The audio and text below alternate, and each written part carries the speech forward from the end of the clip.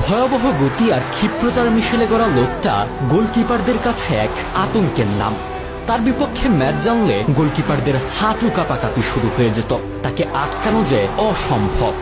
তার বিপক্ষে মাঠে নামার আগের রাত দুঃস্বপ্নের মতো কাটত গোলকিপারদের। এতক্ষণ যার কথা বলছিলাম তিনি লিওনেল মেসির হিরো, রোনালদিনহোর আইডল, রক্ষণের ত্রাস রোনালদো নাজারিও। সর্বকালের সেরা ফুটবলারদের কথা আসলে তর্ক হতে পারে, কিন্তু সর্বকালের সেরা স্ট্রাইকারের প্রসঙ্গ আসলে তাকে বিতর্কিতহীনভাবে সবার সেরা বলা যায়। সর্বকালের সেরা নাম্বার 9 রোনালদো দ্য ফেনোমেনন। হয়তো ইনজুরি বাদ না সাধলে সর্বকালের সেরা স্ট্রাইকারের জায়গায় সর্বকালের সেরা ফুটবলার ট্যাগটা বিতর্কিতহীনভাবে লেগে যেত।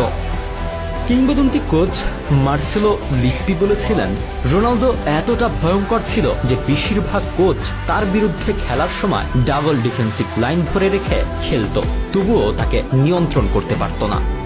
ভিসেন্তে ডেল বস্ক বলেন অন্য কথা, রোনালদোর বিপক্ষে খেলার সময় তার বিরুদ্ধে পরিকল্পনা না করে ঈশ্বরের কাছে প্রার্থনা করাই উত্তম, কারণ রোনালদো চাইলে দুনিয়ার যে কোনো পরিকল্পনা বা মার্কিং ভাঙতে পারে। কিংবদন্তি ডিফেন্ডার মালদিনি তো কষ্টে বলেই দিয়েছিলেন রোনালদোকে আটকানো অসম্ভব। আরেক কিংবদন্তি গোলরক্ষক অলিভার কান রোনালদোর জার্সির সাথে ছবি তুলে ক্যাপশন দিয়েছিলেন, আমার দুঃস্বপ্ন। কি ছিলেন রোনালদো?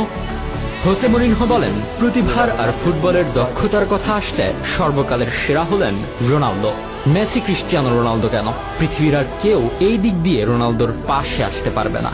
কথাটা কি ভুল বলেছেন মরিনহো? একটু খুঁটিয়ে আসি চলুন।